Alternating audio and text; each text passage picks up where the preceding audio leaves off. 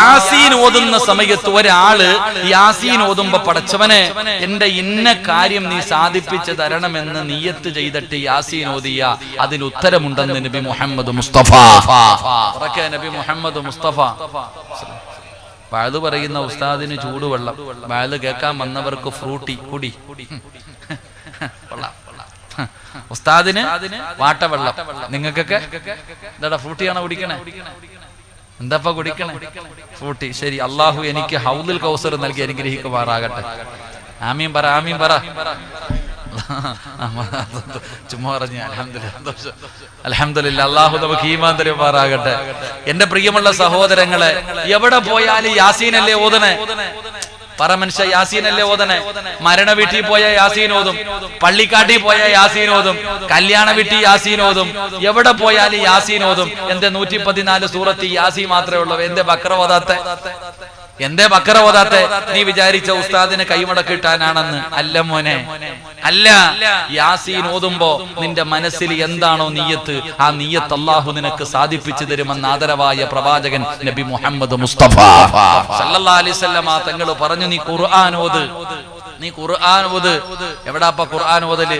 നിക്കാഹ് നടക്കുന്ന സദസ്സിലൊക്കെ super fast പോകുന്ന പോലെ ഫാത്തിഹ ഓതുന്നേ. കല്യാണ വീട്ടിൽ യാസീൻ ഓതിയിട്ടുണ്ടോ? ഉണ്ടോ? നിങ്ങൾ പറ. ഏത് കല്യാണം കിടക്കുന്ന സദസ്സിലാ മോനെ യാസീൻ ഓതിയിട്ടുള്ളത്? അവിടെ ഉസ്താദ് കുൽഹുല്ലാഹു അല്ലാഹു സമദിലും വലുത് ചൂട് മൊട്ട വായിലിട്ടിട്ടുണ്ട്. എന്തോ ചൂട് വായിക്കകത്തിട്ടിട്ട് ഇതിനേക്കാളും സ്പീഡിൽ ഓതാൻ പറ്റത്തില്ല. അങ്ങനത്തെ ഓതണേ. എന്നാൽ ഏതെങ്കിലും കല്യാണ വീട്ടിൽ നിക്കാഹ് നടത്തിയിട്ട് ഒരു യാസീൻ ഓതി നോക്കിക്കേ, അന്ന് അവിടെ ഉഹദ് യുദ്ധം നടക്കും. പടച്ചവനെ, നിങ്ങൾ ചിന്തിച്ചു നോക്ക്. എന്റെ പ്രിയപ്പെട്ട സഹോദരങ്ങളെ, ഞാൻ പറയുന്നത് നിങ്ങളുടെ ജീവിതം നാട്ടുകാരെന്തു പറയുന്നല്ല. എടാ, ഒരു വീട് വെക്കും, 2 നിലയുള്ള കൊട്ടാരം പണിതു, തിന്നാൻ വിളിക്കുമ്പോ എല്ലാരും വന്ന് ഭക്ഷണവും കഴിച്ചിട്ട് പറയും, അവന്റെ അഹങ്കാരം കണ്ടോ, എന്തിനാടാ ഇത്രയും വലിയ വീട്? അവന്റെ വീട് ഇതിനെക്കാളും വലിയ വീടാ. നീ ഒരു വീട് വെച്ചു, താമസം കയറില്ലെന്ന് നാട്ടുകാരെ മുഴുവനും വിളിച്ചപ്പോ ആ വീട്ടിൽ കയറി വന്നിട്ട് നീ വെച്ചു കൊടുത്തത് തിന്നിട്ട് നിന്റെ ഇറച്ചിയും തിന്നിട്ട് പോകും. അതൊന്നും പോരാ. എന്തെല്ലാം പറയോ, അവന്റെ അഹങ്കാരം കണ്ടോ, എവിടുന്ന് അറബി എത്തീങ്ങാനിലാക്കിയിട്ട് കൊണ്ടുവന്നതാടാ, ഇതൊന്നും ഹലാലായ പൈസ അല്ലടാ, നിന്റെത് തിന്നിട്ട് പ്രാവിയിട്ട് കണ്ണേറ് നടത്തിയിട്ട് ഇറങ്ങിപ്പോകും. അതുകൊണ്ടാണ് ഈ പഴയ ആൾക്കാരൊക്കെ പറയുന്നത്, ഞങ്ങളുടെ നാട്ടിലൊക്കെ വീടിന്റെ പണി പരിപൂർണമായിട്ട് ചെയ്യാറില്ല, ഒരല്പം ബാക്കി വെച്ചേക്കും, കണ്ണീർ കിട്ടാതിരിക്കാൻ. എല്ലാം ചെയ്തു കഴിഞ്ഞാല്, എല്ലാം കഴിഞ്ഞിട്ട് അപ്പൊ ആര് വന്നാലും പറയും വീടിന്റെ പണി പൂർത്തീകരിച്ചില്ല, അൽഹംദുലില്ലാ അങ്ങ് തുടങ്ങിയതാ, ഒരല്പമെങ്കിലും വെക്കും. അതിനെന്ത്? എന്തിനാ? ചില വീടിന്റെ മുന്നിൽ ഇങ്ങനെ കോലം കെട്ടിയിട്ടിരിക്കും. എന്തിന്? കണ്ണീർ കിട്ടാതിരിക്കാൻ. കണ്ണീർ വലിയ വിഷയമാ. അള്ളാന്റെ റസൂൽ സല്ലല്ലാഹു അലൈഹി വസല്ലം തങ്ങൾ പടച്ചും കാത്തിരക്ഷിക്കുമാറാകട്ടെ. ഞാൻ തമാശ പറഞ്ഞതല്ല, ഹദീസ് തന്നെയുണ്ട്. ഉദാഹരണം പറഞ്ഞ, വീടിന്റെ മുന്നിൽ നല്ല മനോഹരമായിട്ട് ഒരു വാഴ ഇങ്ങനെ കൊലച്ച് നിൽക്കാം. അപ്പൊ ചില ആൾക്കാർ ഇങ്ങനെ റോഡിൽ കൂടെ പോകുമ്പോ പറയും, ആമിന, എന്തൊരു കൊലയാടി ഇത് പടച്ചവനെ, അല്ലാഹുവേ, ആ കൊല അവിടെ നിന്ന് അടയാളം പോലും കാണൂല, കരിഞ്ഞു പോകും. അത് അവരെ കുറ്റം പറഞ്ഞിട്ട് കാര്യമില്ല, ചില ആൾക്കാരുടെ നാവ് അങ്ങനെ. എന്റെ പ്രിയപ്പെട്ട, ഞാൻ എന്റെ ഒരു അനുഭവം, വലിയ പെരുന്നാളിന് ഉളുഹിയ അറുക്കാറുണ്ട്. അപ്പൊ പോത്തിനെ വാങ്ങാൻ വേണ്ടി ഒരു അച്ചായന്റെ വീട്ടിൽ പോയി. എന്റെ ജീവിതത്തിൽ ഞാൻ പഠിച്ചതാ. ഒരു അച്ചായന്റെ വീട്ടിൽ അദ്ദേഹം എല്ലാ വർഷവും ഇങ്ങനെ പോത്തിനെ വാങ്ങി വളർത്തും, എന്നിട്ട് കൊടുക്കും. അപ്പൊ അച്ചായന്റെ വീട്ടിൽ പോകുമ്പോ ഒരു മനോഹരമായ പോത്തുണ്ട്, പക്ഷെ പോത്തിന്റെ വാലിലെ തോൽ ഉരിഞ്ഞു പോയി. അത് കാരണം അച്ചായൻ തന്നെ പറഞ്ഞു, ഉസ്താദ്, ഇത് നിങ്ങൾക്ക് ഉളുഹിയയ്ക്ക് പറ്റുന്നതല്ല. അപ്പൊ അദ്ദേഹം പറഞ്ഞ ഒരു കഥയുണ്ട്, എനിക്ക് ഇന്നും ഓർമ്മയുണ്ട്. ഞാൻ ചങ്ങനാശ്ശേരി പഴയ പള്ളിയിൽ നിന്ന് അവിടുത്തെ സെക്രട്ടറി ഉൾപ്പെടെയാ പോയെ. അപ്പൊ അയാള് പറയാ, ഉസ്താദെ, ഒരുത്തൻ ഇത് നോക്കാൻ വന്നു. അത് നോക്കാൻ വന്നിട്ട് ഇതിന്റെ വാല് കണ്ടപ്പോ അവൻ പറഞ്ഞു, അവൻ പൈസ പറഞ്ഞു, പക്ഷെ അങ്ങോട്ടും ഇങ്ങോട്ടും വിലയുടെ കാര്യത്തിൽ അങ്ങോട്ട് ക്ലിയർ ആയില്ല. അപ്പൊ ഇവൻ പറഞ്ഞു, ഇതിന്റെ വാല് വല്ലാത്തതാച്ചാ, എന്തൊരു വാല, പടച്ചോനായ. അവൻ പറഞ്ഞിട്ട് അങ്ങ് പോയി. പിറ്റേ ദിവസം കാക്ക വന്ന് കൊത്തി കൊത്തി ആ വാലങ്ങ് പോയി. ഒറ്റ വാക്കേ പറഞ്ഞുള്ളൂ, വല്ലാത്ത വാലാന്ന്. ഇതെല്ലാം കഴിഞ്ഞ് ഇതിന്റെ വാല് പോയി കഴിഞ്ഞപ്പോ ഇവൻ വന്ന് വീണ്ടും വില പറയാൻ, വാല് പോയില്ലേ, അച്ചായ കൊടുക്കുന്നു. അപ്പൊ അച്ചായൻ പറഞ്ഞു, ഇത് ഉളുഹിയയ്ക്ക് പറ്റത്തില്ല. അപ്പൊ ഓൻ പറയാ, അതൊന്നും കുഴപ്പമില്ല, ഞാൻ വേറെ ഒരു വാലുണ്ട് പൊട്ടിച്ചു വെച്ചേരാന്ന്. അപ്പൊ ഞാൻ പറഞ്ഞത് ആ ഒരു വാക്ക് കണ്ണീർ വല്ലാത്തതാ. ഇന്നത്തെ വീട് പണിക്കൊക്കെ എല്ലാം മനോഹരമായിട്ട്, ഇപ്പം വീടിന് നിങ്ങൾ ചിന്തിച്ചു നോക്കിക്കേ, പടച്ചവനെ, ഇപ്പൊ നിസ്കരിക്കാൻ തന്നെ ഒരു റൂമുണ്ട് വീട്ടിൽ. ഏത് പുതിയ വീടെടുത്ത് നോക്കിയാലും ആ വീടിന്റെ അകത്ത് നമസ്കാര റൂം എന്ന് പറഞ്ഞൊരു റൂമുണ്ട്. അള്ളാഹു കാത്തിരക്ഷിക്കുമാറാകട്ടെ. അങ്ങനെ ഒരു റൂമുണ്ടോ സഹോദര? നിങ്ങളുടെയൊക്കെ പഴയ കാലത്ത് നിങ്ങൾ ചിന്തിച്ചു നോക്ക്, അങ്ങനെ ഒരു റൂം നിങ്ങളുടെ വീടിന്റെ അകത്ത് ഉണ്ടായിരുന്നു. ഞാൻ ഒരു ഉദാഹരണം ചോദിച്ചതാ, ഇനി ഇതാരും ക്ലിപ്പാക്കിയേക്കരുത്. ഞാൻ ചോദിച്ച ഒരു കാര്യം, അങ്ങനെ ഒരു റൂം പണ്ട് നമ്മുടെ വീട്ടിലുണ്ടായിരുന്നു? ഇല്ല. നമ്മുടെ വീടിന്റെ അകത്ത് എല്ലാ റൂമിലും നിസ്കരിക്കുമായിരുന്നു. നമ്മുടെ വീടിന്റെ അകത്ത് ഇപ്പൊ പുതിയൊരു മോഡൽ നിസ്കാര റൂം എന്ന് പറഞ്ഞൊരു റൂം, അതിനകത്ത് വേറെ ആരും കയറാറില്ല, പൊടിയടിച്ച് അവിടെ തന്നെ കിടക്കും. എന്റെ പ്രിയപ്പെട്ടത്, അതുപോലെ അടുക്കള, എത്ര അടുക്കളയുണ്ട്? 3 എണ്ണം. 1 അല്ല 3 എണ്ണം. എന്റെ പ്രിയപ്പെട്ടവരെ, സത്യത്തിൽ മഹത്തുക്കൾ പറയുന്നത് വീട്ടിൽ ഒരു അടുക്കളയെ പാടുള്ളതാണ്. കാരണം എന്താ? പണ്ടത്തെ വീടിന്റെ അകത്ത് ചെറിയ അടുക്കള, 4 ആണുങ്ങൾ ഉണ്ടെങ്കിൽ ഈ 4 എണ്ണത്തിന്റെ ഭാര്യമാരും ഉമ്മായും കൂടെ ഈ അടുക്കളയിൽ കിടന്നിട്ട് കസേര കളിയ, ചെറിയ അടുക്കളക്കകത്ത് കിടന്നിട്ട് അങ്ങോട്ടും ഇങ്ങോട്ടും കറങ്ങും, ശരീരം തട്ടും, പാത്രങ്ങൾ എടുത്തും അങ്ങോട്ടും ഇങ്ങോട്ടും. ഇവരുടെ ചർച്ചകൾ മുഴുവനും ആ അടുക്കളക്കകത്താ. പക്ഷേ അവരാ ഒരു ചെറിയ റൂമിന്റെ അകത്ത് കിടന്ന് കറങ്ങിയപ്പോ അവരുടെ മനസ്സിൽ അസൂയയില്ലായിരുന്നു, കുശുമ്പില്ലായിരുന്നു, അടിയില്ലായിരുന്നു, ബഹളമില്ലായിരുന്നു. മനസ്സുകൾ തമ്മിൽ അടുത്തിരുന്നു. ഇപ്പോഴോ ഒരെണ്ണം ഇവിടെ, ഒരെണ്ണം അവിടെ, ഒരെണ്ണം വെളിയിൽ, എന്നിട്ട് സ്ക്രൂ കൊടുക്ക, അവസാനം അടിച്ചു പിരിയ. മനസ്സുകൾ അകന്നുപോയി. എന്റെ പ്രിയപ്പെട്ടവരെ, നമ്മുടെ ഇന്നത്തെ വീടുകളുടെ അവസ്ഥ എന്ന് പറഞ്ഞാൽ, എല്ലാവരും ഇന്ന് വീട് പണി നടത്തുമ്പോ നിങ്ങൾ ചിന്തിക്കണം സഹോദര, എല്ലാരും കഞ്ഞിമൂലയാ നോക്കണേ. ഒരാൾ വീട് പണിയുമ്പോ വേണ്ട നിയമം എന്താണെന്ന് ആദ്യം ഉസ്താദന്മാരോട് ചോദിച്ചു പഠിക്കുക. ഒരാള് വീട് പണിയുന്ന സമയത്ത്, ഒരു വീട് പണിയുമ്പോൾ ആ വീടിന് ഇസ്ലാം പറയുന്ന നിയമം എന്താ നോക്ക്. അല്ലാതെ ആശാരി പറയുന്ന എന്തിനാ കേൾക്കണേ? വീട് അല്ലെങ്കിൽ എഞ്ചിനീയർ പറയുന്ന എന്തിനാ കേൾക്കണേ? നിന്റെ വീടിന്റെ അകത്ത് നിനക്ക് സമാധാനം വേണമെങ്കിൽ അവസാനം വീട് പണിയും, ലക്ഷങ്ങൾ മുടക്കിയിട്ട് വീണു പണിയും, അവസാനം ഏതെങ്കിലും തങ്ങന്മാര് വന്നിട്ട് പറയും ഇടിച്ചു കളഞ്ഞേക്കാൻ. എന്നാൽ ആദ്യം ചോദിച്ചുകൂടെ സഹോദര, ഒരു വീട് പണിയുമെങ്കിൽ ഇസ്ലാം പറയുന്ന 3 കാര്യങ്ങളുണ്ട്, അതാ വേണ്ടത്. അല്ലാതെ കന്നിമൂലയല്ല. വാതിൽ ഇവിടെ വന്നാ കുഴപ്പം, അവിടെ വന്നാ കുഴപ്പം, ഇതിലേ കയറിയ കുഴപ്പം, എവിടെ കയറിയാലും കുഴപ്പം തന്നെയാ. അള്ളാഹു കാത്തിരക്ഷിക്കുമാറാകട്ടെ. അതുകൊണ്ട് വന്നതിന് ശേഷം കിടന്ന് നെഞ്ചത്തടിക്കാതെ ഏത് കാര്യം ചെയ്യുമ്പോഴും നീ ആലോചിക്ക്. ഞാൻ പറഞ്ഞു വന്നത് യാസീനോദ് സഹോദര, യാസീനോദ്, അള്ളാഹുവിന്റെ ഖുർആനോദ്. മുത്തുനബിയുടെ പൊരുത്തം നിനക്ക് ലഭിക്കും, അള്ളാഹുവിന്റെ റസൂലിന്റെ സ്നേഹം നിനക്ക് ലഭിക്കും. ഒരാൾ യാസീൻ ഓതിയിട്ട് ദുആ ചെയ്താൽ ആ യാസീൻ ഓതുന്നവൻ എന്താണോ മനസ്സിൽ കരുതിയത് അള്ളാഹു അതവന് കൊടുക്കും. യാസീൻ ഓതിയിട്ടുള്ള ദുആയ്ക്ക് ഉത്തരമുണ്ടെന്ന് നബി മുഹമ്മദ് മുസ്തഫ സല്ലല്ലാഹു അലൈഹി വസല്ലമ തങ്ങൾ പറയുകയാ. അതുകൊണ്ട് യാസീൻ ചെറിയ ഒരു സൂറത്താണെന്ന് കരുതിയിട്ട് നിങ്ങൾ അങ്ങനെ തള്ളിക്കളയരുത്. എന്തിനാണ് ഖബറിന്റെ ചാരത്ത് പോയിരുന്ന് യാസീൻ ഓതുന്നത്? ഇനിയെങ്കിലും പഠിക്കടാ ചെറുപ്പക്കാരാ. തിരക്കാണല്ലോ, പള്ളിപ്പറമ്പിൽ കിടക്കുന്ന വാപ്പാടെ ഖബറിന്റെ ചാരത്ത് പോയിട്ട് ഫാത്തിഹ ഓതിയിട്ട് ഓടുന്ന മക്കളുണ്ട്. സ്നേഹം കൊണ്ട് പറയുകയാ, നിങ്ങൾ ഖബറിന്റെ ചാരത്ത് പോയി നിന്ന് യാസീൻ ഓതണേ. എന്തിനാ ബോധാൻ പറഞ്ഞത്? നിങ്ങൾ പള്ളിയിലെ ഉസ്താദിനെ വിളിച്ച് നിർത്തിയിട്ട് ഓതിപ്പിക്കണമെന്ന് ഞാൻ പറയുന്നില്ല. നിനക്ക് ഓതാൻ അറിയുമെങ്കിൽ നിന്റെ മാതാപിതാക്കളുടെ ഖബറിന്റെ ചാരത്ത് പോയി നിന്നിട്ട് യാസീൻ ഓത്. ആ യാസീൻ ഓതുന്നതിലൂടെ കിട്ടുന്ന പ്രതിഫലം എന്താ? അല്ലാഹുവിന്റെ പ്രവാചകൻ അവിടെന്ന് പറഞ്ഞു, സ്വഹാബാ, ഖബറിന്റെ അകത്ത് കിടക്കുന്ന നിന്റെ വാപ്പാ 40 ദിവസം രക്ഷപ്പെടുമടാ പൊന്നുമോനെ. വാപ്പാടെ ഖബറിന്റെ ചാരത്ത് നിന്ന് യാസീൻ ഓതിയാൽ ആ മണ്ണിനടിയിൽ കിടക്കുന്ന നിന്റെ വാപ്പയുണ്ടല്ലോ, ആ വാപ്പയുടെ ഖബറിന്റെ അകത്ത് 40 ദിവസം അല്ലാഹു അദാബ് മാറ്റിവെക്കുമെന്ന് ആദരവായ പ്രവാചകൻ നബി മുഹമ്മദ് മുസ്തഫ സല്ലല്ലാഹു അലൈഹി വസല്ലമ തങ്ങൾ പറയുമ്പോ, എന്റെ പ്രിയമുള്ളവരെ, 10 മണിക്ക് പരിപാടി അവസാനിപ്പിക്കേണ്ടതുള്ളത് കൊണ്ട് ഞാൻ അവിടെ നിന്ന് വിശദീകരിക്കുന്നില്ല. 4മതായിട്ട് അല്ലാഹുവിന്റെ റസൂൽ അവിടെ നിന്ന് പറയുകയാ, മുത്തുനബിയുടെ പൊരുത്തം വാങ്ങണേ, മുത്തുനബിയുടെ പൊരുത്തം വാങ്ങണേ. 5ാമത്തെ കാര്യം എന്തെന്നറിയുമോ? 5ാമത്തെ കാര്യം എന്താ? അല്ലാഹുവിന്റെ പ്രവാചകൻ സല്ലല്ലാഹു അലൈഹി വസല്ലമ തങ്ങൾ പറയുകയാ, 5ാമത്തെ കാര്യം എന്തെന്നറിയുമോ? നിന്റെ മാതാപിതാക്കളുടെ അനുവാദവും പൊരുത്തവും നീ വാങ്ങണേ എന്ന് നബി മുഹമ്മദ് മുസ്തഫ സല്ലല്ലാഹു അലൈഹി വസല്ലമ തങ്ങൾ അവിടെന്ന് പറയുകയാണ്, നിന്റെ ഉമ്മയുടെ അനുവാദം വാങ്ങണ്, നിന്റെ വാപ്പയുടെ അനുവാദം വാങ്ങണ്. മാതാപിതാക്കളുടെ പൊരുത്തമില്ലാതെ നീ തുടങ്ങല്ലേ പൊന്നുമോര്. എത്ര പേരാ വാപ്പയോട് അനുവാദം ചോദിച്ചത്? പുതിയ ബിസിനസ് തുടങ്ങുമ്പോ ഉമ്മാനോട് പറഞ്ഞ് എത്ര പേരാ ഉള്ളത്? വാപ്പയോട് പറഞ്ഞ് എത്ര പേരാ ഉള്ളത്? കൂട്ടുകാര് പറയുന്നത് കേട്ടുകൊണ്ട് ലക്ഷങ്ങൾ കൊണ്ടുപോയി വലിച്ചെറിഞ്ഞിട്ട് അവസാനമെല്ലാം നഷ്ടപ്പെട്ടു പോയിട്ട് പടച്ചവനെ ഇനി എന്ത് ചെയ്യണമെന്നറിയാതെ പ്രയാസപ്പെട്ടുകൊണ്ടിരിക്കുന്ന സമയത്ത് തന്റെ പ്രിയപ്പെട്ട മാതാവിന്റെ മുന്നിൽ വന്നിട്ട് പറയുന്ന ഉമ്മ, എല്ലാം നഷ്ടപ്പെട്ടു പോയുമ്മ.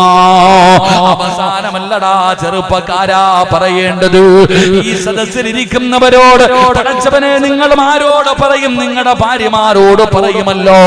നിങ്ങളുടെ ഭാര്യമാരോട് കച്ചവടം തുടങ്ങുമ്പോ പറയുമല്ലോ, പുതിയ കാര്യങ്ങൾ തുടങ്ങുമ്പോ ഭാര്യയോട് പറയുമല്ലോ. എന്തേ ഉമ്മയോട് പറയാത്തത്? എന്തേ ഉപ്പയോട് പറയാത്തത്? പറയേണ്ടത് അവരോടല്ലേ ചെറുപ്പക്കാരാ. ആദ്യമായിട്ട് പറയേണ്ടത് മാതാപിതാക്കളോടല്ലേ. ഭാര്യ ഇന്നലെ കേറി വന്നവളല്ലേ, അവൾ ഇന്നലെ നിന്റെ ജീവിതത്തിലേക്ക് കടന്നു വന്നവളല്ലേ. മോനെ, നീ വിചാരിക്കും അത് ചെറിയ പാപമാണെന്ന്. ഇതൊക്കെയാണോ ഉസ്താദ് പറയേണ്ടത് എന്ന് പറയുന്ന എന്റെ പ്രിയപ്പെട്ടവരോട്, നിനക്കതിന്റെ ഗൗരവം അറിയാഞ്ഞിട്ടാ, നിനക്കതിലൂടെ വരുന്ന നഷ്ടത്തെ കുറിച്ച് നിനക്കറിയാഞ്ഞിട്ടാ. ഒരു ചരിത്രം പറഞ്ഞു തരട്ടെ ചെറുപ്പക്കാരാ, ഒരു ചരിത്രം പറഞ്ഞു തരട്ടെ പെങ്ങള്. മഹാനായ നബി മുഹമ്മദ് മുസ്തഫ സല്ലല്ലാഹു അലൈഹി വസല്ലമ തങ്ങളുടെ ചാരത്തേക്ക് സ്വഹാബികൾ കടന്നു വരികയാണ്. നിറകണ്ണുകളോടെ മുത്തുനബിയുടെ ചാരത്ത് വന്നിട്ട് സ്വഹാബികൾ പറയുന്നു, നബിയേ യാ റസൂലല്ലാഹ്, അല്ലാഹുവിന്റെ പ്രവാചകരെ, അൽഖമദാ മരണത്തോട് മല്ലടിച്ചുകൊണ്ട് കിടക്കുകയാണ്. അല്ലാഹുവിന്റെ പ്രവാചകന്റെ പ്രിയപ്പെട്ട സ്വഹാബിയായ അൽഖമ റളിയല്ലാഹു തആല അൻഹു അവിടുന്ന് സക്കറാത്തിന്റെ അവസ്ഥയിൽ മരണത്തോട് മല്ലടിച്ചുകൊണ്ട് കിടക്കുമ്പോ അല്ലാഹുവിന്റെ പ്രവാചകന്റെ സ്വഹാബികളെ ചാരത്ത് കിടന്നു ചെന്നിട്ട് പറഞ്ഞു കൊടുക്കുന്നു, ലാ ഇലാഹ ഇല്ലല്ലാഹ്. അവിടുന്ന് ഷഹാദത്ത് കലിമ പറഞ്ഞു കൊടുക്കുകയാ. അൽഖമയ്ക്ക് പറയണമെന്നുണ്ട്, പക്ഷേ നാവ് പൊങ്ങുന്നില്ല. അല്ലാഹുവിന്റെ പ്രവാചകന്റെ മുന്നിൽ വന്നിട്ട് സ്വഹാബത്ത് പറഞ്ഞു കൊടുക്കുമ്പോ മുത്തുനബി ചോദിച്ച ചോദ്യം എന്തെന്നറിയുമോ? സഹാബാ, അൽഖമ 5 നേരവും നമസ്കരിക്കുമോ? സഹാബാ. അല്ലാഹുവിന്റെ പ്രവാചകൻ അവിടെന്ന് ചോദിക്കുമ്പോ സ്വഹാബത്ത് പറയുന്നു, നബിയേ യാ റസൂലല്ലാഹ്, അല്ലാഹുവിന്റെ റസൂലേ, അൽഖമ ഒരു വഖത്ത് പോലും മുടക്കാത്ത സഹാബിയാ. പ്രവാചകൻ അവിടുന്ന് രണ്ടാമതായി ചോദിക്കുകയാ, അൽഖമയുടെ ഉമ്മ ജീവിച്ചിരിപ്പുണ്ടോ? അൽഖമയുടെ ഉമ്മ ജീവിച്ചിരിപ്പുണ്ടോ? ആ ഉമ്മയുമായിട്ട് എങ്ങനെയാണ് അൽഖമ? ആ സമയത്ത് സ്വഹാബികൾ പറഞ്ഞു, നബിയേ ഉമ്മാനെ വല്ലാത്ത ഇഷ്ടമാ, ഉമ്മാനോട് വല്ലാത്ത സ്നേഹമാ, ഉമ്മയ്ക്ക് ഖിദ്മത്ത് ചെയ്യുന്ന മകനാ. പക്ഷേ നബിയേ, അൽഖമയുടെ ഉമ്മയ്ക്ക് ഒരേ ഒരു പരാതിയുണ്ട് നബിയേ. അൽഖമ റളിയല്ലാഹു തആല അൻഹുവിന്റെ മാതാവിന് ഒരേ ഒരു പരാതിയുണ്ട് നബിയേ. അല്ലാഹുവിന്റെ റസൂൽ വിളിച്ചുകൊണ്ട് വരാൻ പറയുകയാണ്. ഈ സദസ്സിലിരിക്കുന്ന ഓരോ ഭർത്താക്കന്മാരും കേട്ടോ, ഓരോ മക്കളും കേട്ടോ, മോനെ ഇത് നിനക്ക് പഠിക്കാനുള്ള ചരിത്രമാ. നിങ്ങളെ സിറാജിനെ കുറ്റപ്പെടുത്തിയിട്ട് കാര്യമില്ല. എന്നെ വേദനാൽ ഞങ്ങളെ കുറ്റം പറയുന്നു എന്ന് നിങ്ങൾ പറയരുത്. അല്ലാഹുവിന്റെ പ്രവാചകൻ പറഞ്ഞു, ഉമ്മാനെ വിളിച്ചു കൊണ്ടുവരാറ്. അൽഖമ റളിയല്ലാഹു തആല അൻഹുവിന്റെ മാതാവ് മുത്തുനബിയുടെ മുന്നിലേക്ക് വന്നപ്പോ റസൂലുള്ളാഹി ചോദിക്കുന്നു, ഉമ്മാ, പൊന്നുമകനുമായി അൽക്കമയുമായിട്ടെങ്ങനാ ഉമ്മ, അൽക്കമയുമായിട്ടെങ്ങനെയാണ്? അവിടെന്ന് പറയുന്നു, നബിയേ, എനിക്കവനെ വല്ലാത്ത ഇഷ്ടമാണ് നബിയേ, എനിക്കവനോട് വല്ലാത്ത സ്നേഹമാണ് നബിയേ, അവനെ ഞാൻ വല്ലാതെ കഷ്ടപ്പെട്ട് വളർത്തിയതാണ്.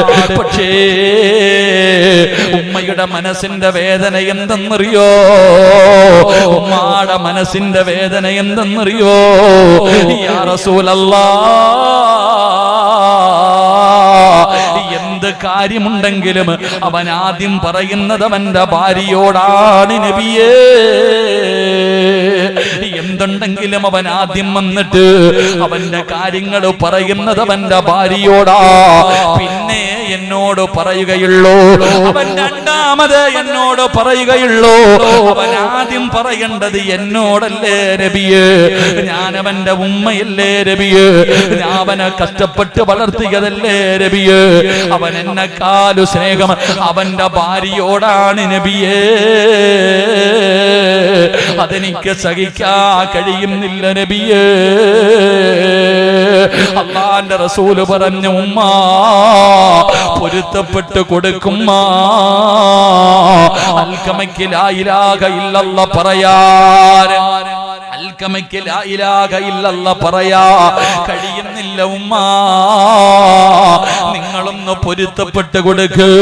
അൽക്കമ റളിയല്ലാഹു തആല അൻഹുവിന്റെ മാതാവ് പറഞ്ഞു, ഇല്ല നബിയേ, അവൻ എന്നോട് ഇങ്ങനെ ചെയ്യാ പാടില്ലായിരുന്നല്ലോ, ഞാൻ അവന്റെ ഉമ്മയല്ലേ. എടാ ചെറുപ്പക്കാരാ, ഉമ്മാനെ തല്ലിയതിന്റെ പേരിലല്ല, ഉമ്മാനെ കണ്ണുനീര് കുടിപ്പിച്ചതിന്റെ പേരിലല്ല, ഉമ്മാനെ ഭാര്യയുടെ വാക്ക് കേട്ടിട്ട് വീട്ടിൽ നിന്ന് അടിച്ചിറക്കി വിട്ടതിന്റെ പേരിലല്ല, ഉമ്മാനെ കുത്തുവാക്ക് പറഞ്ഞതിന്റെ പേരിലല്ല. പിന്നെ എന്തുകൊണ്ടാണ് തന്റെ നാവ് പൊങ്ങാത്തതിന്റെ കാരണം എന്തെന്നറിയോ? എന്ത് കാര്യവും ആദ്യം പറയുന്നത് ഭാര്യയോടാ, എന്നെ ഉമ്മയോട് പറയാറുള്ളൂ. ആ ഒറ്റ മനസ്സ് വേദനിച്ചതിന്റെ പേരില്, ആ മാതാവിന്റെ മനസ്സ് വേദനിച്ചതിന്റെ പേരില് അവിടുന്ന് ഷഹാദത്ത് കലിമ പറയാ കഴിഞ്ഞില്ലെന്ന് ചരിത്രം പറയുമ്പോ, ഇത് സാധാരണ ഒരാളല്ല, അസ്വഹാബി കന്നുജൂ, എന്റെ സ്വഹാബികള് നക്ഷത്ര തുല്യരാ, അവരെ കൊണ്ട് അല്ലാഹു തൃപ്തിപ്പെട്ടവരാ. അവരിൽ നിങ്ങൾ ആരെ പിൻപറ്റിയാൽ നിങ്ങൾ സ്വർഗത്തിലാണ് സഹാബാ എന്ന് അല്ലാഹുവിന്റെ റസൂല് പറഞ്ഞ സ്വഹാബിയാ. അതുകൊണ്ട് എന്റെ പ്രിയപ്പെട്ടവരോട് പറയുകയാ, ഉമ്മാനെക്കാല് സ്ഥാനം കൊടുക്കുന്ന, ഉമ്മയെക്കാല് ഭാര്യയ്ക്ക് സ്ഥാനം കൊടുക്കുന്ന ഒരുപാട് ഭർത്താക്കന്മാരുണ്ട്. ഭാര്യയുടെ മുന്നിൽ പോയ സർവ്വ രഹസ്യങ്ങളും പറയുമല്ലോ, പറഞ്ഞിട്ടെന്ത് കിട്ടാനാ ചെറുപ്പക്കാരാ? ഈ നിരന്നിരിക്കുന്ന ഭർത്താക്കന്മാരോട് ചോദിക്കട്ടെ, ഏതെങ്കിലും കച്ചവടം ചെയ്തിട്ട് നഷ്ടം വന്നപ്പോ, ഏതെങ്കിലും കച്ചവടം നടത്തിയിട്ട് നഷ്ടത്തിലായി, ലക്ഷങ്ങളുടെ നഷ്ടം വന്നു, വീട്ടിൽ കയറി ചെന്നിട്ട് പെണ്ണും പിള്ളയെടുത്ത് പറഞ്ഞ അവള് പറയുന്ന വാക്കെന്താ? അങ്ങനെ തന്നെ വേണം. ലക്ഷങ്ങളുടെ നഷ്ടം വന്നിട്ട് ഭാര്യയുടെ മുന്നിൽ പോയിട്ട് ഏതെങ്കിലും ഒരു ഭർത്താവ് എടി എല്ലാം നഷ്ടപ്പെട്ടു പോയടി എന്ന് പറയുമ്പോ അവള് പറയും, നിങ്ങൾക്ക് അങ്ങനെ തന്നെ വേണം, കാരണം ഞാൻ പറഞ്ഞത് നിങ്ങൾ കേട്ടില്ലല്ലോ, ഞാൻ പറഞ്ഞത് നീ കേട്ടില്ലല്ലോ. എന്നാ നീ കച്ചവടം തുടങ്ങിയപ്പോ നിന്റെ ഉമ്മാനോട് ഒരു വാക്കുപോലും പറഞ്ഞില്ല. അവസാനം ലക്ഷങ്ങളുടെ നഷ്ടം വന്നിട്ട് ഉമ്മാടെ മടിയിൽ പോയി കിടന്നിട്ട് ഉമ്മ എല്ലാം പോയുമ്മ എന്ന് പറയുമ്പോ തലയിൽ ഇങ്ങനെ കൈവച്ചിട്ട് പോട്ടെ മോനെ, അല്ലാഹ് നിനക്ക് തരുമടാ, ആ ഒരു വാക്ക്, അതാ ഉമ്മ. അള്ളാഹു നമ്മുടെ ഉമ്മമാരിൽ ജീവിച്ചിരിക്കുന്നവർക്ക് അള്ളാഹു ദീർഘായുസ് കൊടുക്കുമാറാകട്ടെ, അള്ളാഹ് ദീർഘായുസ് കൊടുക്കുമാറാകട്ടെ. അള്ളാഹു മരണപ്പെട്ടവരുടെ ഖബറിടം അള്ളാഹു വിശാലമാക്കി കൊടുക്കുമാറാകട്ടെ. ഉമ്മാന്റെ അടുക്ക പോയി പറഞ്ഞാൽ ഉമ്മ മടിയിൽ പിടിച്ച് കിടത്തിയിട്ട് തലോടിക്കൊണ്ട് പറയും, ദുആ ചെയ്യും. അതാ ആ ഒരു ദുആയ നമുക്ക് വേണ്ടത്. എന്റെ പ്രിയപ്പെട്ടവരെ, ഉമ്മാനെ കുറിച്ച് മനസ്സിലാക്കണം. ചില മക്കൾ അങ്ങനെ എവിടെ പോയാലും ഉമ്മാനോട് പറഞ്ഞിട്ട് പോകും. പെണ്ണും കെട്ടി, മക്കളുണ്ടായി, മക്കളെയും കെട്ടിച്ചു, അവർക്കും മക്കളായി. എന്നാലും ഉമ്മായും വാപ്പായും ജീവിച്ചിരിപ്പുണ്ടെങ്കിൽ കടയിൽ പോകുകയാണെങ്കിൽ പറയും, ഉമ്മ കച്ചവടത്തിന് പോവാ, ദുആ ചെയ്യേ. എല്ലാ ദിവസവും രാവിലെ കട തുറക്കാൻ പോകുമ്പോ ഉമ്മാനോട് പറയും, വാപ്പയോട് പറയും. അതാണ് മഹാനായ ലുഖ്മാനുൽ ഹക്കീം റളിയല്ലാഹു തആല അൻഹു. ഒരിക്കൽ യാത്രയ്ക്ക് പോകുന്ന സമയത്ത് മാതാവിനോട് ചോദിച്ചു, ഉമ്മ ഞാനൊരു യാത്രയ്ക്ക് പോകുകയാ, തിരിച്ചു വരുമ്പോ എന്റെ ഉമ്മാൻ എന്ത് കൊണ്ടുവരണം? പെണ്ണുമ്പിള്ളയോട് ചോദിക്കും, ആമിന ഗൾഫിൽ നിന്ന് ഞാൻ വരുന്നടി എന്ത് വേണം? അവളൊരു ലിസ്റ്റ് ഇട്ട് തരും. മലേഷ്യയിൽ നിന്ന് നാട്ടിലേക്ക് വരാനൊരുങ്ങുന്ന ചെറുപ്പക്കാരൻ ഭാര്യയോട് ചോദിക്കും, നിനക്കെന്ത് വേണം? അവളൊരു വലിയ നോട്ടീസ് ഇട്ട് തരും. അവൾക്ക്, അവളുടെ മാതാപിതാക്കൾക്ക്, അവളുടെ അനിയത്തിമാർക്ക് വലിയ ലിസ്റ്റ്. എന്നാ ഉമ്മാനോട് ചോദിക്കാറുണ്ടോ, ഉമ്മ നിങ്ങൾക്ക് എന്ത് വേണം? ആ ഉമ്മാടെ ദുആ കൊണ്ടല്ലേ നീ സൗദി പോയത്, നീ ഗൾഫിൽ പോയത്, നീ മലേഷ്യ പോയത്. എവിടെന്നാ മോനെ ഈ പണമൊക്കെ ഉണ്ടാക്കിയത്? നട്ടം തിരിഞ്ഞ് ഈ നാട്ടിലൂടെ തെക്ക് വടക്ക് നടന്നപ്പോ ഉമ്മ 50 രൂപ പള്ളിയിലെ ഉസ്താദിന്റെ അടുത്ത് കൊടുത്തിട്ട് പറഞ്ഞു, ഉസ്താദ് എന്റെ മോനൊരു ജോലി കിട്ടാൻ ദുആ ചെയ്യ്, ഗൾഫിൽ പോവാ. അങ്ങനെ നീ ഗൾഫിൽ പോയി. അള്ളാഹുവേ, അവിടെ പോയപ്പോ കാട്ടറബിയുടെ കൂടെ നടക്കണത്, വലിയ ചൂട്, വലിയ കഷ്ടപ്പാട്, ശമ്പളമില്ല, ഭക്ഷണമില്ല, കുബൂസും വെള്ളവും. വിളിച്ചു പറഞ്ഞപ്പോ ഉമ്മ പറഞ്ഞു, ഇല്ല മോനെ, അറബിയുടെ മനസ്സൊക്കെ മാറും, ഞാൻ ദുആ ചെയ്തോളാം. പടച്ചവനെ, ഉമ്മ ഇവിടെ കിടന്ന് ദുആ ചെയ്തു. അപ്പൊ അൽഹംദുലില്ലാ അറബിയുടെ മനസ്സ് മാറി, ശമ്പളമായി, റബ്ബിന്റെ സഹായം കിട്ടി. അൽഹംദുലില്ലാ നീ നല്ല നിലയിലായി, വലിയ വീട് വെച്ചു, എല്ലാമായി. എന്നിട്ട് നാട്ടിലേക്ക് വരാൻ സമയത്ത് നീ ഭാര്യയോട് ചോദിക്കായി എന്ത് വേണം? ഉമ്മാനോട് ചോദിക്കാറില്ല. വാപ്പാനോട് ചോദിച്ചിട്ടുണ്ടോ? ഞാൻ ചോദിക്കട്ടെ, ഇവിടെ ഇരിക്കുന്നതിൽ പലരും ഗൾഫിൽ പോയിട്ട് പ്രവാസികളാ. നിങ്ങൾ ചിന്തിക്ക്, നിങ്ങൾ ഗൾഫിൽ നിന്ന് വരാൻ സമയത്ത് നിങ്ങളുടെ വാപ്പാനോട് ചോദിച്ചിട്ടുണ്ടോ, വാപ്പ നിങ്ങൾക്ക് എന്താ വേണ്ടേന്ന്? ചോദിക്കത്തില്ല. കാരണം എന്തേ? എപ്പോഴും വാപ്പ ഇങ്ങനെ കടിച്ചോണ്ട് നടക്കും, ചിരിക്കാറില്ല. നമ്മൾ വിചാരിച്ചിരിക്കുന്നത് നമ്മുടെ വാപ്പായ്ക്ക് നമ്മളോട് സ്നേഹമില്ലെന്ന. എന്നാ ഉമ്മാനെക്കാളും സ്നേഹം വാപ്പയ്ക്കാ, പക്ഷെ പുറത്ത് കാണിക്കാറില്ല. വാപ്പമാര് സ്നേഹം പുറത്ത് കാണിക്കാറില്ല. കാരണം കാണിച്ചു കഴിഞ്ഞാൽ തോടി കയറിയിരിക്കും. അതുകൊണ്ടാ കൊച്ചുകുട്ടികളെയും പട്ടിക്കുട്ടികളെയും അടുപ്പിക്കരുതെന്ന. കാരണം എന്തേ? ഇങ്ങോട്ട് കൂടുതൽ കാണിച്ചു കഴിഞ്ഞാൽ പിന്നെ വിലയുണ്ടാകത്തില്ല. എന്റെ പ്രിയപ്പെട്ടവരെ, വാപ്പമാർ അത് മനസ്സിന്റെ ഉള്ളിൽ വല്ലാത്ത സ്നേഹമാ. അള്ളാഹുവേ, എല്ലാരും പറയാറുണ്ട് ഉമ്മാടെ കാൽച്ചുവട്ടിലാ സ്വർഗം കിടക്കുന്നേന്ന്. അപ്പൊ ഈ അടുത്ത് കാസർഗോഡുള്ളൊരു ചെറിയ പയ്യൻ ഉമ്മാനോട് ചോദിച്ചു, ഉമ്മാടെ കാൽച്ചുവട്ടിലാണ് സ്വർഗം കിടക്കുന്നത്, അപ്പൊ വാപ്പാടെ കാലിന്റെ ചുവട്ടി ജഹന്നമാണ് കിടക്കണെന്ന് വെച്ചേ. എന്റെ പ്രിയപ്പെട്ട സഹോദരങ്ങളെ, ഞാൻ പറഞ്ഞു വന്നത് ലുഖ്മാനുൽ ഹക്കീം റളിയല്ലാഹു തആല അൻഹു. ഖുർആനിൽ ഒരു അധ്യായത്തിന്റെ പേര് തന്നെ ലുഖ്മാൻ എന്ന, ഒരു സൂറത്തിന്റെ പേര് തന്നെ ലുഖ്മാൻ എന്ന. ആ ലുഖ്മാനുൽ ഹക്കീം തങ്ങൾ ഒരു യാത്രയ്ക്ക് പോകാൻ തയ്യാറായപ്പോ ഉമ്മാനോട് ചോദിച്ചു, ഉമ്മ പോയിട്ട് വരുമ്പോ എന്ത് വേണം എന്റെ ഉമ്മച്ചിക്ക്? എന്റെ പെറ്റുമ്മായ്ക്ക് എന്ത് വേണം? ഞാൻ കൊണ്ടുവരാ ഉമ്മ. ഉമ്മ പറഞ്ഞു, എനിക്കൊന്നും വേണ്ട. ഇല്ല ഉമ്മ, പറ.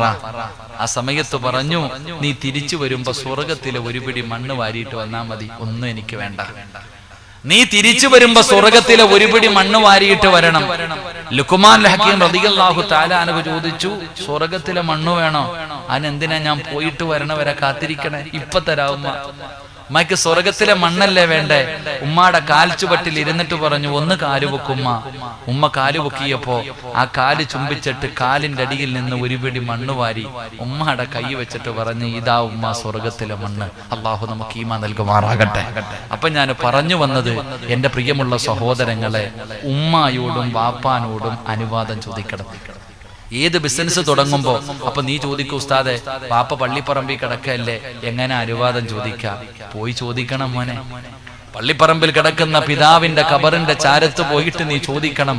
റസൂലുള്ളാഹി സ്വല്ലല്ലാഹി അലൈഹി വസല്ലം തങ്ങൾ പറഞ്ഞില്ലേ, ഖബറിന്റെ ചാരത്ത് നിന്ന് നടന്നു പോകുമ്പോ ആ നടത്തത്തിന്റെ ശബ്ദം പോലും ഖബറാളി കേൾക്കുമെന്ന് നബി മുഹമ്മദ് മുസ്തഫ സ്വല്ലല്ലാഹു അലൈഹി വസല്ലം തങ്ങൾ പറഞ്ഞു തന്നല്ലോ. മരിച്ചുപോയ നിന്റെ മാതാപിതാക്കൾ കേൾക്കുന്നവരാണെന്ന് വിശ്വസിക്കുന്നവരാ നമ്മളൊക്കെ. മരിച്ചുപോയ മാതാപിതാക്കള് പടച്ചവനെ അവരുടെ ഖബറിന്റെ ചാരത്ത് നിന്നിട്ട് അസ്സലാമു അലൈക യാ അബീ, വാപ്പാടെ ഖബറിന്റെ ചാരത്ത് ചെന്ന് സലാം പറഞ്ഞിട്ട് ആ വാപ്പയോട് പറയണമുപ്പാ,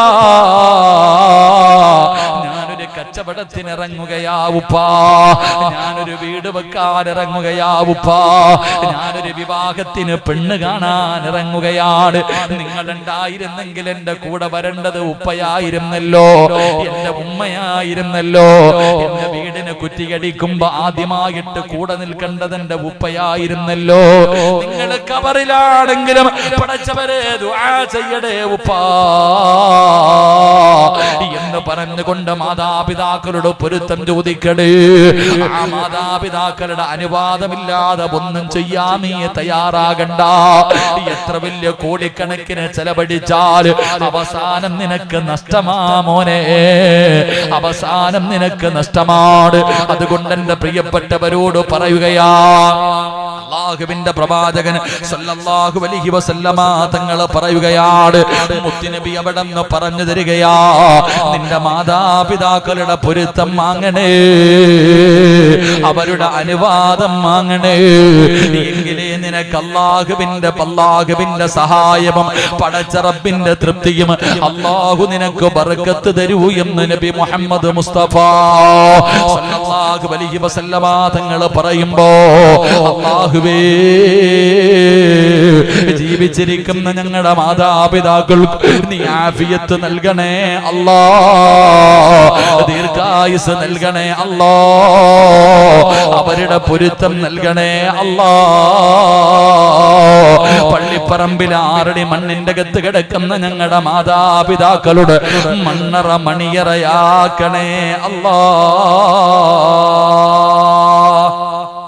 ഇനി പറയുന്ന ഈ കാര്യങ്ങൾ നിങ്ങൾ ആരെങ്കിലും ചെയ്താൽ നീ കെട്ടിയ വീടിന്റെ അകത്ത് ഇനിയും ബർക്കത്ത് കടന്നു വരികയാണ്. നിന്റെ കടയിലേക്ക് ബർക്കത്ത് വരാനുള്ള വഴിയാണ്. നിന്റെ കച്ചവടത്തിൽ അഭിവൃദ്ധി ഉണ്ടാകാനുള്ള വഴിയാ. അപ്പൊ കഴിഞ്ഞതൊക്കെ പോകട്ടെ, ഇനിയെങ്കിലും പറയുന്നതൊന്ന് അനുസരിക്കൂ. ഈ പറയുന്ന കാര്യങ്ങളെങ്കിലും നിനക്കൊന്ന് ചെയ്യാൻ കഴിയുമോ? എന്റെ പ്രിയപ്പെട്ടവരെ, മഹാനായ നബി മുഹമ്മദ് മുസ്തഫ സല്ലല്ലാഹു അലൈഹി വസല്ലമ തങ്ങൾ പറയുകയാണ്, മഹാനായ അനസ് ഇബ്നു മാലിക് റളിയല്ലാഹു തആല അൻഹു, അല്ലാഹുവിന്റെ റസൂൽ അവിടെന്ന് പറയുന്നു, യാ ബുനയ്യ ഇദാ ദഖൽത അലാ അഹ്ലിക ഫസല്ലിം യകൂനു ബർകതക അലൈക വഅലാ അഹ്ലി ബൈതിക. അനസ് ഇബ്നു മാലിക് റളിയല്ലാഹു തആല അൻഹുവിനോട് അല്ലാഹുവിന്റെ പ്രവാചകൻ അവിടെന്ന് വിളിക്കുന്നു, മോനെ അനസ്, നിനക്ക് ബർക്കത്ത് വേണോ അനസ്? നിന്റെ കുടുംബക്കാർക്ക് ബർക്കത്ത് വേണോ അനസ്? വീടിന്റെ അകത്ത് ബർക്കത്ത് വേണമെന്ന് ആഗ്രഹിക്കുന്നവര്, കുടുംബ ജീവിതത്തിൽ ബർക്കത്ത് വേണമെന്ന് ആഗ്രഹിക്കുന്നവര്, സമ്പത്തിൽ ബർക്കത്ത് വേണമെന്ന് ആഗ്രഹിക്കുന്നവര്, കച്ചവടത്തിൽ ബർക്കത്ത് വേണമെന്ന് ആഗ്രഹിക്കുന്നവര്, കടയ്ക്കകത്ത് ബർക്കത്ത് വേണമെന്ന് ആഗ്രഹിക്കുന്നവര്, ബെഡ്റൂമില് ബർക്കത്ത് വേണമെന്ന് ആഗ്രഹിക്കുന്നവര്, ഭക്ഷണത്തില് ബർക്കത്ത് വേണമെന്ന് ആഗ്രഹിക്കുന്നവര്, അല്ലാഹുവിന്റെ റസൂലാണ് വിളിക്കുന്നത്, യാ ബുനയ്യ, മോനെ അനസ്, ഇദാ ദഖൽത അലാ അഹ്ലിക, നീ നിന്റെ വീട്ടുകാരുടെ മുന്നിലേക്ക് കടന്നു പോയാൽ, നീ നിന്റെ വീട്ടിലേക്ക് കടന്നു ചെന്നാ നീ എന്ത് ചെയ്യണമെന്നറിയുമോ? ഫസല്ലിം, നീ സലാം പറയണേ. അല്ലാഹുവിന്റെ പ്രവാചകം പറയുകയാ, ഇന്നത്തെ ഈ വഅദ് കഴിഞ്ഞിട്ട് നിങ്ങൾ ഓരോരുത്തരും നിങ്ങളുടെ വീട്ടിലേക്ക് കടന്നു ചെല്ലുമ്പോൾ, നിങ്ങൾ ഇന്നത്തെ വഅദ് കഴിഞ്ഞ് വീട്ടിലേക്ക് ചെല്ലുമ്പോ നിങ്ങൾ പറയണേ, അസ്സലാമു അലൈക്കും വറഹ്മത്തുള്ളാഹ്. നിങ്ങൾ സലാം പറയണേ. അങ്ങനെ സലാം പറഞ്ഞാ യകൂനു ബർക്കത, അല്ലാഹുവിന്റെ റസൂൽ പറയുന്ന യകൂനു ബർക്കത അലൈക വഅലാ അഹ്ലി ബൈതിക, നിന്റെ വീട്ടിൽ അല്ലാഹു ബർക്കത്ത് ചെയ്യുമെന്ന് ആദരവായ പ്രവാചകൻ നബി മുഹമ്മദ് മുസ്തഫ സല്ലല്ലാഹു അലൈഹി വസല്ലമ തങ്ങൾ പറഞ്ഞു, നിന്റെ വീടിന്റെ അകത്ത് ബർക്കത്ത് കിട്ടാനുള്ള ഒരു വഴി, നീ നിന്റെ വീട്ടിലേക്ക് ചെന്നാൽ സലാം പറയണേ എന്ന് നബി മുഹമ്മദ് മുസ്തഫ. ഉറക്കെ പറ, നബി മുഹമ്മദ് മുസ്തഫ. എങ്ങനാ സലാം പറയുന്നത് ഒന്ന് പറഞ്ഞേ, ഒന്ന് പറഞ്ഞങ്ങാതി. സലാം 3 രീതിയിൽ. സലാം 3 രീതിയിൽ. 1 അസ്സലാമു അലൈക്കും, 2 അസ്സലാമു അലൈക്കും വറഹ്മത്തുള്ളാഹ്, 3 അസ്സലാമു അലൈക്കും വറഹ്മത്തുള്ളാഹി തആല വബറകാതുഹു. ഇതിലെ ഏതാ പറയേണ്ടത്? സലാം 3 രീതിയിൽ. എന്തേ വെടികൊണ്ടതുപോലെ ഇരിക്കണേ, എന്തേ വെടികൊണ്ടതുപോലെ ഇരിക്കണേ? സ്വന്തം പെണ്ണുമ്പുള്ളയെ എടുത്ത് സലാം പറയണേ എത്ര ഭർത്താക്കന്മാരുണ്ട് എന്നാലോചിക്ക്.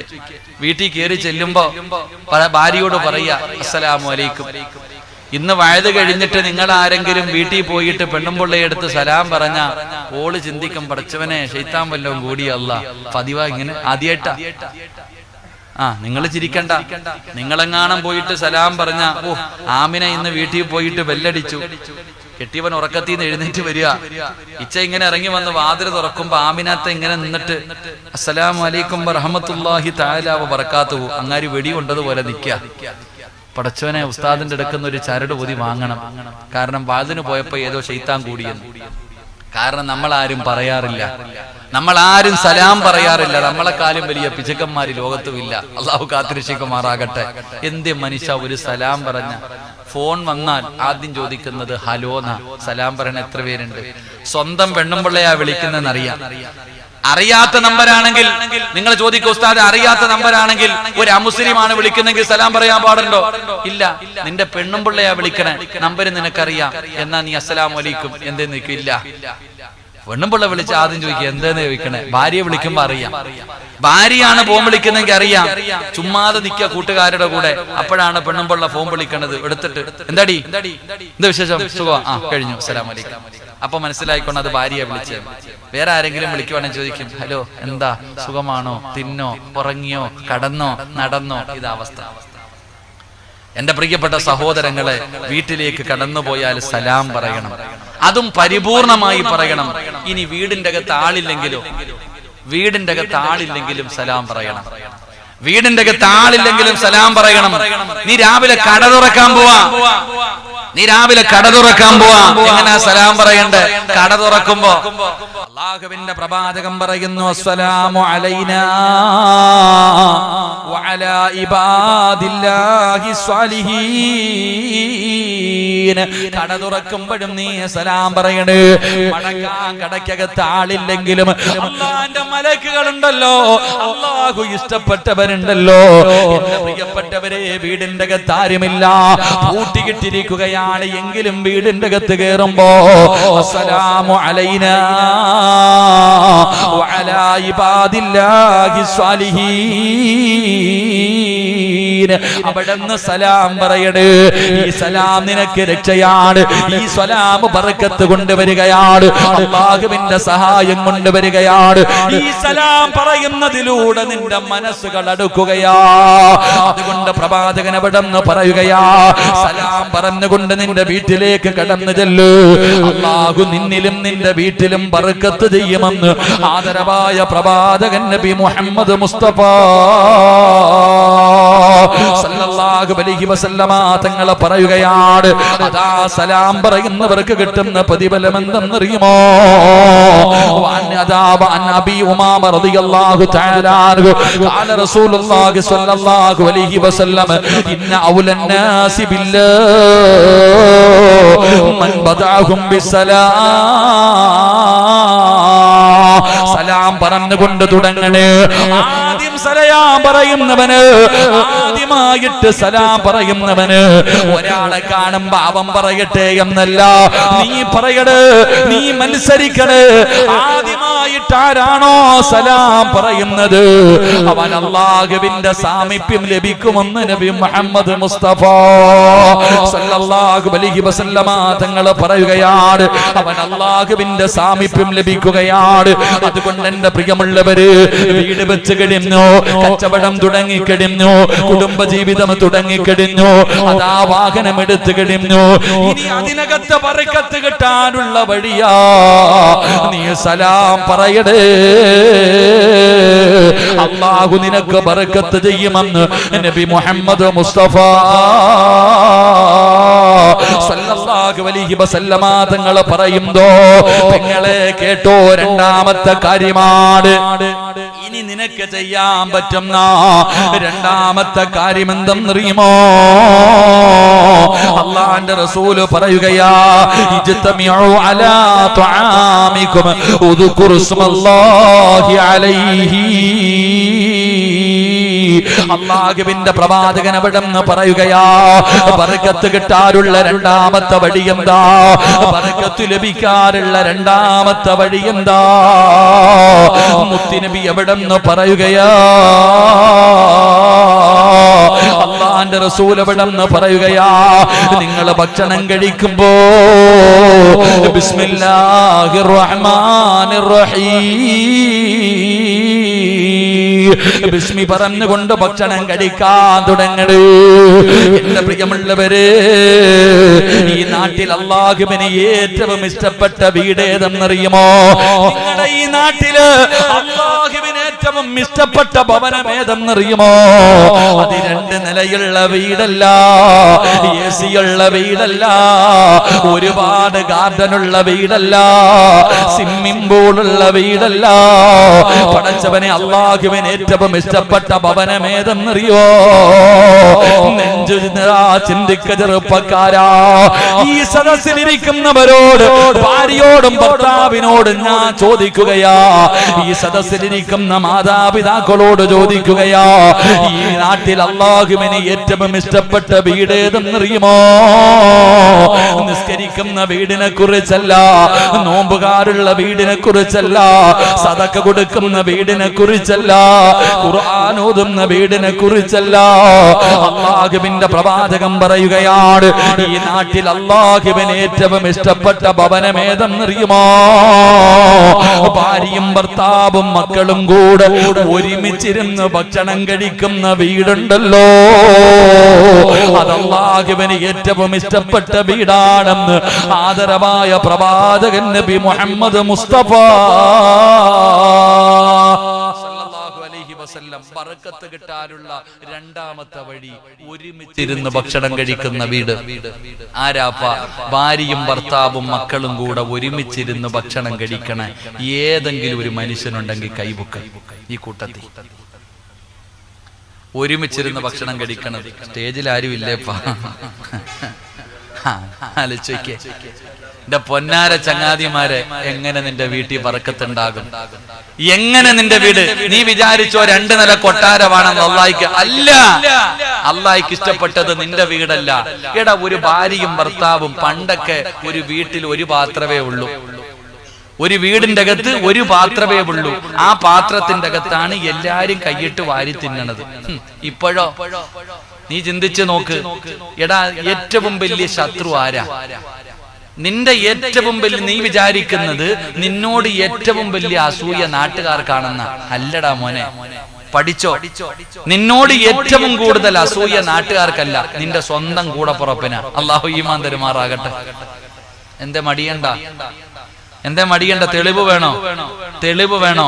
മഹാനായ യൂസുഫ് നബി അലൈഹിസ്സലാം. യൂസുഫ് നബി അലൈഹിസ്സലാം വാപ്പാന്റെ അടുക്ക പോയിട്ട് പറഞ്ഞു, യാക്കൂബ് നബിയോട് പറഞ്ഞു, വാപ്പച്ചി, ഇന്നലെ ഞാനൊരു സ്വപ്നം കണ്ടു കേട്ടാ. വാപ്പ എന്തേ പറഞ്ഞേ? കാക്കമാരോടൊന്നും പറയണ്ട കേട്ടോ. എന്താ പറഞ്ഞേ? യൂസുഫ് നബി പോയിട്ട് ഒരു സ്വപ്നം കണ്ട കഥ പറഞ്ഞപ്പോ വാപ്പ മകനോട് പറഞ്ഞു കൊടുക്കണം, മോൻ ഇക്കാമാരോടൊന്നും പറഞ്ഞു കൊടുക്കണ്ട, ഈ കണ്ട കാര്യം അതങ്ങനെ ഇരിക്കട്ടെ. പക്ഷെ യൂസുഫ് നബി പാപം കുട്ടിയായിരുന്നു, പോയി കാക്കച്ചിമാരോടെല്ലാം പോയി പറഞ്ഞു കൊടുത്തു. അവസാനം എന്ത് ചെയ്തേ? പൊട്ടക്കടറ്റിൽ വലിച്ചെറിഞ്ഞിട്ട് കൊല്ലാൻ നോക്കി. അള്ളാഹു കാത്തിരക്ഷിക്കുമാറാകട്ടെ. എന്റെ പ്രിയപ്പെട്ട സഹോദരങ്ങളെ, ഇപ്പോ എന്നെക്കാളും നല്ല ജീവിതം എന്റെ കൂടപ്പുറപ്പിന് വേണ്ട, അത് ആഗ്രഹിക്കാം. എന്നാ പണ്ട് അങ്ങനല്ല. ഒരു വീടിന്റെ അകത്ത് ഒരു പാത്രത്തിന്റെ അകത്തിരുന്ന് എല്ലാരും കൈയിട്ട് വാരി തിന്നും. അങ്ങനെ തിന്നപ്പോ ഒരു ബന്ധം ഉണ്ടായിരുന്നു, മനസ്സുകൾ തമ്മിൽ അടുക്കുമായിരുന്നു. ഇപ്പോ ആലോചിക്ക്, പണ്ടൊക്കെ നമ്മുടെ ഉമ്മ ഒരു പാത്രത്തിന്റെ അകത്തോട്ട് അങ്ങോട്ട്, പടച്ചോനെ തൈരും, അന്ന് പിന്നെ വേറൊന്നും ഇല്ലല്ലോ, തൈരെല്ലാം കൂടെ കറിയെല്ലാം കൂടെ വാരി ഒരു പാത്രത്തിനിട്ടിട്ട് മിക്സിക്കകത്തിട്ട് കുഴക്കണ പോലെ ഉമ്മ ഒരു കുഴയാ. ഉമ്മ എല്ലാം ഇങ്ങനെ കുഴച്ചിട്ട് വാരിത്തരും. നമ്മളിങ്ങനെ നോക്കി നിൽക്കും. വേണോടാ സിറാജ്? വേണോ ഉമ്മച്ചി? ഓടിച്ചെല്ലും, വാരിത്തരും. അൽഹംദുലില്ലാ, നമ്മളൊക്കെ കഴിക്കും. ഇന്ന് ഈ ഇരിക്കണ വാപ്പന്മാരോട് ഞാൻ ചോദിക്കട്ടെ, ഇരിക്കണ ഉമ്മമാരും വാപ്പന്മാരും ഇന്ന് വയല് കഴിഞ്ഞ് വീട്ടിൽ പോയി, എന്നിട്ട് ഇതുപോലെ ചോറെല്ലാം കൂടെ വാരിയിട്ടൊരു പാത്രത്തിലിട്ടിട്ട് മക്കളുടെ മുന്നിൽ വെച്ച് ഇങ്ങനെ അങ്ങോട്ട് കുഴക്കണം. മക്കളുടെ മുന്നിൽ വെച്ച് ഇങ്ങനെ കുഴച്ചിട്ട് അബൂബക്കർ ഇങ്ങ വാടാ, മോനെ വിളിക്കുക, മോനെ അബൂബക്കർ ഇങ്ങതാ, വാപ്പച്ചി വാരിത്തരാം. ഉമ്മ തിന്നോ, ഉമ്മ എനിക്ക് വേണ്ട. കാരണം എന്തേ? അവൻ അറിയാതെ എച്ചിലാണെന്ന്. അവൻ അങ്ങനെ ചിന്തിക്കാൻ തുടങ്ങി. ഭർത്താവ് തിന്നതിന്റെ പണ്ടത്തെ പെണ്ണുങ്ങള് ഭർത്താവ് തിന്നിട്ട് ഇത്തിരി വെക്കും പറക്കത്തിന്, അതിനകത്ത് തന്നെ തിന്നത്തുള്ളൂ. വെച്ച് നോക്ക്, തിന്നുവോ? നിന്റെ ഭാര്യ നീ നിന്നെ ബാക്കി തിന്നുവോ? തിന്നൂല്ല. നിന്റെ ജീവിതം ചുമ്മാതല്ല കന്നാസിൽ കടന്ന് തല്ലണത്. അള്ളാഹു കാത്തിരക്ഷിക്കുമാറാകട്ടെ, അള്ളാഹ് കാത്തിരക്ഷിക്കുമാറാകട്ടെ. അള്ളാഹു നമ്മുടെ ഭാര്യമാരെയൊക്കെ സാലിഹത്തുകളാക്കി തരുമാറാകട്ടെ. ആമീൻ പറ മനുഷ്യ, ആമീൻ പറ. അള്ളാഹു സ്വർഗത്തിൽ നമ്മളെ ജോഡികളായി അള്ളാഹു സ്വീകരിക്കുമാറാകട്ടെ. ഈ ദുനിയാവിലെ ഭാര്യയെ സ്വർഗത്തിലും ഭാര്യയായിട്ട് കിട്ടണമെന്ന് ആഗ്രഹമുള്ള ഭർത്താക്കന്മാരെന്ന് കൈവക്കിക്ക്. സ്റ്റേജിൽ ഇരിക്കണവരൊക്കെ കൈവക്ക്, പെണ്ണുമ്പിള്ള കണ്ടുകൊണ്ടിരിക്കുക. വീട്ടിൽ പോകുമ്പോ ചോദിക്കുക, എന്തേ എല്ലാരും പൊക്കി നിങ്ങൾ പൊക്കാഞ്ഞ്? അവസാനം പിന്നെ കൂമ്പിന് ഇടിയിട്ടും. എന്തേ ഈ ഇരിക്കണതില് 75% പെണ്ണ് കിട്ടിയവരാ, എന്തേ ഇപ്പൊ കൈവക്കാത്ത? എന്റെ പൊന്നാര ഉസ്താദ്, ഇവള് സ്വർഗത്തിലുണ്ടെങ്കിൽ ഞാൻ അങ്ങോട്ട് പോണില്ല. കാരണം ഇവളെ ഇവിടെ തന്നെ സഹിച്ചു മടുത്തിന് ഇപ്പൊ സ്വർഗം. അതാ നമ്മള് ചിന്തിക്കുക. സുബ്ഹാനല്ലാഹ്. എന്റെ പ്രിയമുള്ള സഹോദരങ്ങളെ, ബറക്കത്ത് കിട്ടണമെങ്കിൽ നാളെ രാവിലെ പയ്യന്നൂര് പോയിട്ട് ഏതെങ്കിലും ഒരു മാളി പോയിട്ട് നല്ല ഒരു വലിയ പാത്രം വാങ്ങും. വലിയൊരു പാത്രം വാങ്ങിയിട്ട് നാളെ മുതൽ ഒരുമിച്ചിരുന്ന് കഴിക്കുക. അതെങ്ങനെ? നീ രാവിലെ ഉറക്കത്തിൽ നിന്ന് എഴുന്നേറ്റ് പോകും, വൈകിട്ട് വരുമ്പോ ഉമ്മ തിന്നുന്നത് സീരിയലിന്റെ മുന്നിൽ, ടിവിയുടെ മുന്നിൽ ഇരുന്ന് ഉമ്മ തിന്നും. മക്കളാണെങ്കിൽ പടച്ചവൻ അവിടെ ബെഡ്റൂമിനകത്ത് പഴുതു പറഞ്ഞുകൊണ്ടാ തിന്നണേ, ഫോണ് ഗെയിം കളിച്ചുകൊണ്ട് തിന്നും. പാപ്പ 10 മണിക്ക് കയറി വരുമ്പോ അടച്ചു വെച്ചിട്ടുണ്ടാവും, തിന്നിട്ട് കിടന്നുറങ്ങും. എന്തൊരു ജീവിതം പാപ്പ നിനക്ക്! ഇതിനാണോ ജീവിതം എന്ന് പറയണേ? അല്ല. ഒരുമിച്ചിരുന്ന് ഭക്ഷണം കഴിക്കുക. ഭക്ഷണം കഴിക്കുമ്പോൾ മനസ്സുകൾ തമ്മിൽ അടുക്കും വാപ്പ. മനസ്സുകൾ, ഭാര്യയും ഭർത്താവിന്റെയും മനസ്സുകൾ അടുക്കും. മക്കൾ, കൂടപ്പുറപ്പുകൾ തമ്മിൽ പാടാനിയ ഒരു സ്നേഹമാണ്, ഒരു സ്നേഹമാ. അല്ലാഹുവിന്റെ പ്രവാചകൻ അവിടെന്ന് പറയുകയാണ്, എന്റെ പ്രിയപ്പെട്ട സഹോദരിമാരെ, തമാശ പോലെ പറയുകയല്ല, ഇത് നിന്റെ ജീവിതത്തിൽ നീ ഒരു 10 ദിവസം നിന്റെ വീടിന്റെ അകത്തൊന്ന് ചെയ്തു നോക്ക്. ഒന്ന് വീടിന്റെ അകത്ത് കിടക്കുമ്പോ ഈ ഭർത്താക്കന്മാരോട് പറയുകയാണ്, വാപ്പമാരോട് പറയുകയാണ്, നിങ്ങളൊന്ന് ധൈര്യമുണ്ടെങ്കിൽ ടെസ്റ്റ് ചെയ്തു നോക്ക്. ഇന്നു മുതൽ നിങ്ങളുടെ വീടിന്റെ അകത്ത് കയറുമ്പോ നിങ്ങളൊന്ന് സലാം പറഞ്ഞു നോക്ക്. അതും പരിപൂർണമായി സലാം പറയൂ. അത് മാത്രമല്ല, ഒരുമിച്ചിരുന്ന ഭക്ഷണം കഴിച്ച് നോക്ക്. അല്ലാഹുവേ, പടച്ച റബ്ബ് നിങ്ങളുടെ ജീവിതത്തിൽ അഭിവൃദ്ധി നൽകുകയാ. എന്റെ പ്രിയപ്പെട്ടവരെ, അല്ലാഹുവേ, നിങ്ങളുടെ വീടിന്റെ അകത്ത് ബറക്കത്ത് നഷ്ടപ്പെട്ടു പോകാനുള്ള കാര്യം എന്തെന്നറിയുമോ? ഒരു കാര്യം പറഞ്ഞുകൊണ്ട് നമുക്ക് ദുആ ചെയ്യാം. ഒരേ ഒരു കാര്യം പറഞ്ഞുകൊണ്ട് ദുആ ചെയ്യാം. എന്റെ പ്രിയപ്പെട്ടവരെ, നിങ്ങളുടെ വീടിന്റെ അകത്ത് എന്തേ ഇത്രയും വലിയ കണ്ണീര് കുടിക്കുന്ന അവസ്ഥ വരാൻ, ഇത്രയും വലിയ നാശമുണ്ടാകാനുള്ള കാരണം എന്തെന്നറിയുമോ?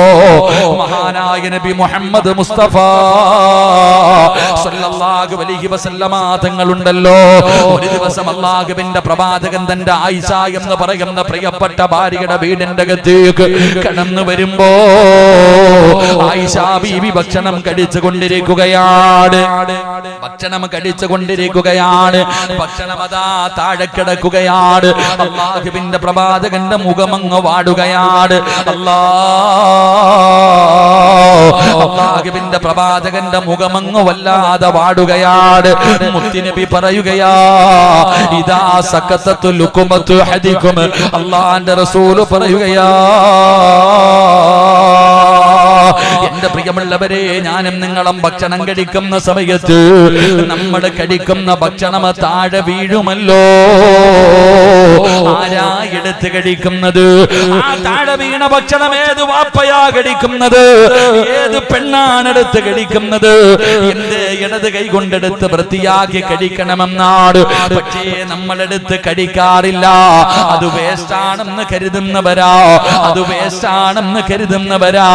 എങ്കിൽ അല്ലാഹുവിന്റെ റസൂല് പറയുകയാ, നിന്റെ സമ്പത്ത് മുഴുവനും നഷ്ടപ്പെട്ടു പോകാ, നിന്റെ ജീവിതത്തിൽ സമാധാനമില്ലാതെ പോകാ, നിന്റെ നാശം അവിടെ തുടങ്ങുകയാ. താഴെ കിടക്കുന്ന ഭക്ഷണം നിസാരമാക്കുന്നവര്, താഴെ വീണ ഭക്ഷണം അല്ലാഹു നിനക്ക് നൽകിയ റഹ്മത്താ. അല്ലാഹുവാണ് ഭക്ഷണം തരുന്നത്, അത് പടച്ച റബ്ബ് നിനക്ക് നൽകിയ നിഅമത്താണ്. ആ ഒരു നിഅമത്തിന് ലൈൻ ശകർതും ലഅസീദന്നകും വലൈൻ കഫർതും മിൻ അദാബി ലശദീദ്. അല്ലാഹു തന്ന റിസ്കിനെ നീ നിഷേധിച്ചപ്പോ, നീ അതിനെ അവഹേളിച്ചപ്പോ, എടാ ഒരു നേരത്തെ അന്നത്തിന് വകയില്ലാതെ കഷ്ടപ്പെടുന്ന എത്രയോ പാവങ്ങളുണ്ട് സഹോദരാ. ഒരു നേരത്തെ ഭക്ഷണത്തിന് വേണ്ടി കഷ്ടപ്പെടുന്നവര്. അങ്ങനെ ജനങ്ങൾ കഷ്ടപ്പെടുമ്പോ അല്ലാഹു നിനക്ക് നൽകിയ നിഅമത്ത് കടിച്ചുകൊണ്ടിരിക്കുന്ന സമയത്ത് താഴെ വീണു പോയ ഭക്ഷണം എച്ചിലാണെന്ന് പറഞ്ഞു അതിനെ നീ അവഹേളിക്കുകയല്ലേ, നീ അതിനെ നിസാരമാക്കുകയല്ലേ. അങ്ങനെ നീ നിസാരമാക്കിയപ്പോ അല്ലാഹു നിനക്ക് തന്ന ശിക്ഷയാ, അല്ലാഹു നിനക്ക് തന്ന ശിക്ഷയാ. നിന്റെ ജീവിതത്തിൽ നിന്ന് ബർക്കത്ത് അല്ലാഹു എടുത്തു മാറ്റുകയാണ്. അല്ലാഹു നിന്റെ ജീവിതത്തിൽ നിന്ന് ബർക്കത്ത് എടുത്തു മാറ്റുകയാ. റസൂലുള്ളാഹി പറഞ്ഞു, ആയിഷ താഴെ വീണ ഭക്ഷണം എടുത്ത് കഴിക്കുക ആയിഷ. അത് അല്ലാഹു നമുക്ക് നൽകുന്ന റഹ്മത്താണ്, അത് പടച്ചവൻ തരുന്ന നിഅമത്താണ്. അതുകൊണ്ട് നീ അതെടുത്ത് കഴിക്ക്, അതിനെ നിസാരമാക്കല്ലേ, അതിനെ നിസാരമാക്കല്ലേ. നിന്റെ കഷ്ടകാലം തുടങ്ങും മോനെ. അതുകൊണ്ട് എന്റെ പ്രിയപ്പെട്ടവരോട് പറയുകയാണ്, അല്ലാഹു നിനക്ക് ബർക്കത്ത് വേണോ, ഒരു സന്തോഷവും സമാധാനവുമുള്ള ജീവിതം ദുനിയാവിലും ആഖിറത്തിലും വേണോ? എന്റെ പ്രിയപ്പെട്ട ഉപ്പമാരെ, ഇന്നു മുതലെങ്കിലും ഒരുമിച്ചിരുന്ന് ഭക്ഷണം കഴിക്കൂ. അതൊരു നല്ല ശീലമാണ്, അതൊരു നല്ല ശീലമാണ്. അങ്ങനെ ഒരുമിച്ചിരുന്ന് ഭക്ഷണം കഴിച്ചാ നിന്റെ ഭാര്യ നിന്നെ വഞ്ചിക്കൂല, നിന്റെ ഭർത്താവ് നിന്നെ വഞ്ചിക്കൂല. നിങ്ങൾക്ക് രണ്ടുപേർക്കും മനസ്സിൽ അല്ലാഹു സ്നേഹം തരികയാ. പടച്ചവരെ, നിന്റെ പൊന്നാര മക്കളുണ്ടല്ലോ, പരസ്പരം കടന്ന് കീരിയും പാമ്പിനെ പോലെ തല്ലുകയാണ്. കൂടപ്പിറപ്പുകള്, ഒരു ഉമ്മയുടെ രണ്ട് മക്കള് വീടിന്റെ അകത്ത് കിടന്ന് തല്ലുകയല്ലേ, ശത്രുക്കളെ പോലെ തല്ലുണ്ടാക്കുകയല്ലേ. എന്റെ പ്രിയപ്പെട്ടവരെ, ഒരു പാത്രത്തിലിരുന്ന് ഭക്ഷണം കഴിച്ചാ മനസ്സുകൾ തമ്മിലടുക്കുകയാ, സ്നേഹമുണ്ടാവുകയാ. അതുമാത്രമല്ല, നിന്റെ വീട് അല്ലാഹു ഇഷ്ടപ്പെടുന്ന വീടാ. ഈ നാട്ടിൽ അല്ലാഹു ഇഷ്ടപ്പെടുന്ന വീട്. എന്റെ പ്രിയമുള്ളവരെ, കുടുംബം ഒരുമിച്ചിരുന്ന് ഭക്ഷണം കഴിക്കുന്ന വീടാ.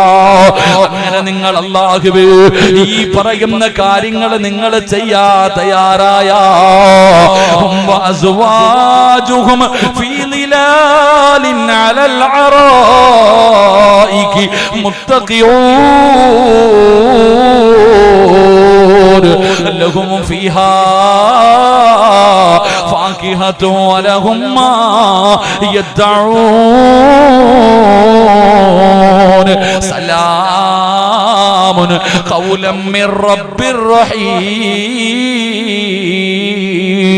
ഈ നാട്ടിലെ പെണ്ണുങ്ങളുണ്ടല്ലോ, ഇങ്ങനെ എല്ലാവരും നാളെ പടച്ച റബ്ബിന്റെ സ്വർഗത്തിലേക്ക് കടന്നു വരുമ്പോ ഒരുമിച്ചിരുന്ന് ഭക്ഷണം കഴിക്കുന്നവര്, അതാ പരസ്പരം സ്നേഹത്തോടുകൂടി അല്ലാഹുവിന്റെ തന്ന അനുഗ്രഹങ്ങൾക്ക് നന്ദി കാണിച്ചുകൊണ്ട് ജീവിക്കുന്നവര്, നാളെ പടച്ച റബ്ബിന്റെ സ്വർഗത്തിലേക്ക് സ്വർഗവാസികൾ കടന്നു വരുമ്പോ നീയും നിന്റെ ഭർത്താവും നിന്റെ മക്കളുമുണ്ടല്ലോ, ചാരികസേരയിൽ ഇരിക്കുകയാണ്, ഊഞ്ഞാലിൽ ഇരിക്കുകയാണ്. അള്ളാന്റെ സ്വർഗത്തിലെ ചാരികസേരയിൽ ഇരുന്നിട്ട് സുഖിക്കുകയാണ്. വലതുഭാഗത്തും ഇടതുഭാഗത്തും ഹൂറില്ലീങ്ങളായ പെണ്ണുങ്ങള്. നിങ്ങൾ സ്വർഗത്തിലിരുന്ന് അടിച്ചു പൊളിക്കുമ്പോ സ്വർഗത്തിൽ കടന്നു വരുന്ന എല്ലാവരും നിന്നോട് പറയും, നീ VIP ആണ്, അസ്സലാമു അലൈക്കും, അസ്സലാമു അലൈക്കും. എല്ലാവരും നിന്നോട് സലാം പറയുകയാണ്. നിന്നെയും നിന്റെ കുടുംബത്തെയും എല്ലാവരും ബഹുമാനിക്കുന്നത് കാണുമ്പോ ഈ നാട്ടിലെ പെണ്ണുങ്ങൾ ചോദിക്കുകയാ, എങ്ങനെ കിട്ടി ആമിന നിനക്ക് ഈ പ്രതിഫലം? ആയിഷ, നിങ്ങൾ ഇവിടെയും ഒരുമിച്ചാണോ? നിങ്ങൾ ഇവിടെയും ഒരുമിച്ചാണോ? അല്ലാഹു നാളെ നിങ്ങളെ സ്വർഗത്തിലെ കുടുംബസമേതം ഒരുമിച്ച് കൂട്ടുമെന്ന് അല്ലാഹുവിന്റെ ഖുർആൻ പറയുമ്പോ, പ്രിയമുള്ളവരെ, ബറക്കത്തില്ലെങ്കിൽ എന്ത് കിട്ടിയിട്ടും കാര്യമില്ല, എത്ര കോടികൾ നേടിയിട്ടും കാര്യമില്ല, എത്ര തിന്നാലും വയറ് നിറയില്ല, എത്ര സമ്പത്തുണ്ടെങ്കിലും സമാധാനമില്ല, എത്ര വലിയ സുന്ദരിയാണെങ്കിലും നിനക്ക് തൃപ്തി ലഭിക്കൂല. 10 മക്കളുണ്ടായാൽ മക്കളുടെ മുഖത്ത് നോക്കിയാ സമാധാനമില്ല. അതുകൊണ്ട് എന്റെ പ്രിയമുള്ളവരോട് പറയുകയാ, അല്ലാഹുവേ, താഴെ വീണ ഭക്ഷണം നിസാരമാക്കല്ലേ. അത് നിന്റെ ജീവിതം മാറ്റിമറിച്ച് കളയും. അത് നിന്റെ ജീവിതം തന്നെ മാറ്റിമറിക്കുന്ന കാര്യമാണ്. അതുകൊണ്ട് അവഹേളിക്കരുത്. താഴെ വീണ ഭക്ഷണം എടുത്ത് വൃത്തിയാക്കി കടിച്ചോ പെങ്ങളെ. മക്കളെ പഠിപ്പിക്കും, ഒരുമിച്ചിരുന്ന് ഭക്ഷണം കഴിക്കാൻ പഠിക്ക്. അല്ലാഹുവേ, ഞങ്ങളുടെ മനസ്സുകൾ നീ അടുപ്പിക്കണേ അല്ലാ. അതുകൊണ്ട് എന്റെ പ്രിയമുള്ളവരോട്, പടച്ചവനെ, പള്ളിയുടെ ഉദ്ഘാടനം കഴിഞ്ഞു. നിങ്ങളെല്ലാവരും നിങ്ങളെ കൊണ്ട് കഴിയുന്നത് കൊടുത്തതിന്റെ പേരിലാണ് പടച്ചവനെ നാട് മുഴുവനും നടന്ന് പിരിക്കാതെ ഈ മനോഹരമായ പള്ളി പടച്ചവനെ ഇന്ന് നിങ്ങളുടെ മുന്നിൽ വന്നത്. അല്ലാഹുവേ, ഇനി ഒരു ആഗ്രഹമുണ്ട്. ഈ പള്ളിയുടെ മുന്നിൽ കാണുന്ന ആ സ്ഥലമുണ്ടല്ലോ, അവര് തരാൻ തയ്യാറാണ്, അവര് തരാൻ തയ്യാറാണ്. അല്ലാഹുവിന് വേണ്ടി വാങ്ങാൻ ഇവര് തയ്യാറാണ്. അതുകൊണ്ട് എന്റെ പ്രിയമുള്ളവരെ, കൊടുക്കാൻ കഴിയുമോ? എനിക്ക് നിങ്ങളാരും തരണ്ട, പള്ളിക്കാർക്കാരും കൊടുക്കണ്ട, അല്ലാഹുവിന് കൊടുക്കാൻ കഴിയുമോ? ഒരിക്കലും കള്ളം കൊണ്ടുപോകില്ല, വെള്ളപ്പൊക്കം ഉണ്ടാകുമ്പോ നശിക്കൂല, ഒരു ഗവൺമെന്റും പിടിച്ചു കൊണ്ടുപോകില്ല. അല്ലാഹുവിനൊരു സദക്ക കൊടുക്കാൻ മനസ്സുണ്ടോ? സമ്പത്ത് കൊടുക്കാൻ മടിക്കുന്നവരുണ്ടല്ലോ, ലക്ഷങ്ങളെ കൂട്ടിവെച്ചിട്ട് ഇല്ല എന്ന് കള്ളം പറയുന്ന പണക്കാരാ. നിന്റെ വാപ്പ പോയപ്പോ എന്തുകൊണ്ട് പോയടാ പൊന്നുമോര്? അവസാനം പള്ളിപ്പറമ്പില് നീ വാങ്ങിക്കൊടുത്ത 3 കഷ്ടം തുണിയും പുതച്ച് കുറച്ചു പഞ്ഞിയുമല്ലാതെ നിന്റെ വാപ്പയൊന്നും കൊണ്ടുപോയില്ലല്ലോ. പടച്ചവനെ, ഒരു സദക്ക കൊടുത്തു കഴിഞ്ഞാ പടച്ചവനെ, ക്യാൻസറിന് മരുന്നില്ലെന്ന് ആരാ പറഞ്ഞത്? ട്യൂമറിന് മരുന്നില്ലെന്ന് ആരാ പറഞ്ഞത്? എന്റെ പ്രിയമുള്ളവരെ, എല്ലാത്തിനും മരുന്നുണ്ട്, എല്ലാത്തിനും മരുന്നുണ്ട്. ആ മരുന്ന് ഏതെന്നറിയുമോ? അസ്സദഖത്തു റദ്ദുൽ ബലാ. വിപത്തുകളെ തട്ടിമാറ്റുമല്ലോ സദക്ക. പടച്ചവനെ, എറണാകുളം ലക്ഷർ ഹോസ്പിറ്റല് ഒരു പ്രിയ സുഹൃത്ത് കരള് മാറ്റിവെക്കുന്ന സർജറിയുമായി ബന്ധപ്പെട്ട് ഹോസ്പിറ്റലിൽ കിടക്കുമ്പോ പാതിരാത്രി 1 മണിയായി, പാതിരാത്രി 1 മണിയായി. പടച്ചറപ്പേ, ഈ പരിസരത്തുള്ള ഒരു ഇത്താന ഞാൻ അവിടെ കാണുകയാ. ഒരു പ്രിയപ്പെട്ട സഹോദരിയുണ്ടല്ലോ, പാതിരാത്രി 1 മണിയായപ്പോ ഒറ്റയ്ക്ക് ഹോസ്പിറ്റലിന്റെ അകത്തിരിക്കുകയാണ്. കണ്ടപ്പ ചാടി എഴുന്നേറ്റ്, ഉസ്താദേ, നിങ്ങളുടെ വഅദ് കേൾക്കുന്ന സഹോദരിയാ, ദുആ ചെയ്യണേ, ദുആ ചെയ്യണേ. പടച്ചവനെ, ആരെന്നറിയുമോ? ഈ പരിസരത്ത് എവിടെയോ ഉള്ള ഒരു സഹോദരനാണ്. പടച്ചവനെ, തന്റെ കിഡ്നി അവിടെ നിന്ന് തകർന്നു പോയി. അല്ലാഹുവോട് കൊടുത്ത കിഡ്നി നഷ്ടപ്പെട്ടു പോയിട്ട് ഡയാലിസിസ് ചെയ്യുകയാ പാതിരാത്രി 1 മണിക്ക്. നിങ്ങൾ എല്ലാവരും വീടിന്റെ അകത്ത് കിടന്ന് സുഖിച്ചുറങ്ങുമ്പോ ആ ഹോസ്പിറ്റലിന്റെ അകത്ത് ഒറ്റയ്ക്കിരിക്കുന്ന പാവപ്പെട്ട പെങ്ങള് തന്റെ പ്രിയപ്പെട്ട ഭർത്താവിനെ 5 മണിക്കൂർ കഴിഞ്ഞാ ഇറക്കി വിടുന്നത്. എന്റെ പ്രിയമുള്ളവരെ, ജീവിതം ഇത്രയേ വിലയുള്ള സഹോദരാ. പണം കൊടുക്കാമെന്ന് പറഞ്ഞ പടച്ചവനെ അല്ലാഹു തന്നത് തിരിച്ചു തരുമെന്ന് തോന്നുന്നുണ്ടോ? കരുണക്കടലായ അല്ലാഹ് ആ സഹോദരന് ശിഫ കൊടുക്കണേ അല്ലാഹ്, ആഫിയത്ത് കൊടുക്കണേ അല്ലാഹ്. പടച്ചവനെ കിഡ്നി മാറ്റി വെക്കുന്ന സർജറി റബ്ബേ ഖൈറിലാക്കണേ അല്ലാഹ്. പൊന്നുമോള് ഗർഭിണിയാണ്. പടച്ചവനെ സംഘത്തോട് പറഞ്ഞു, ഉസ്താദേ എന്റെ പൊന്നാര മകളുടെ കുഞ്ഞിനെയൊന്ന് കാണണമെന്ന് ആഗ്രഹമുണ്ട്. റബ്ബേ സാലിഹായ സന്താനങ്ങളെ കൊടുക്കണേ അല്ലാഹ്.